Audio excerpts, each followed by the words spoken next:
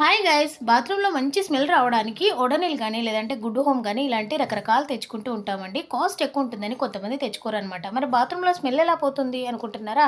దానికోసమే ఈ ఐడియా చెప్తున్నాను. చూడండి, ఒక బౌల్ మనము వాడని బౌల్ ఉంటుంది కదండి, అది తీసుకోండి. తీసుకున్న తర్వాత కొంచెం రైస్ యాడ్ చేసేయండి. తర్వాత ఇంట్లో కంఫర్ట్ ఉంటుంది కదండి, కంఫర్ట్ కూడా యాడ్ చేసేయండి. కంఫర్ట్ అనేది మంచి స్మెల్ని ఇస్తుంది అనమాట. అంతేకాకుండా ఒక టేబుల్ స్పూన్ పసుపు కూడా యాడ్ చేయండి. పసుపు అనేది యాంటీబయాటిక్ కదండి. అలాగే కల్లుప్పు ఉంటుంది కదండి, 2 టేబుల్ స్పూన్ల కల్లుప్పు యాడ్ చేసేయండి. ఇక్కడ కల్లుప్పు లేని వాళ్ళైతే సాల్ట్ కూడా యాడ్ చేసేయచ్చు. సాల్ట్ అనేది నెగిటివ్ ఎనర్జీని దూరం చేస్తుంది అనమాట. ఇప్పుడు ఇక్కడ కొంచెం వాటర్ యాడ్ చేసేస్తే సరిపోతుంది. నేనైతే కంఫర్ట్ యాడ్ చేస్తున్నాను, మీరు కావాలనుకుంటే వాటర్ కూడా యాడ్ చేయొచ్చు.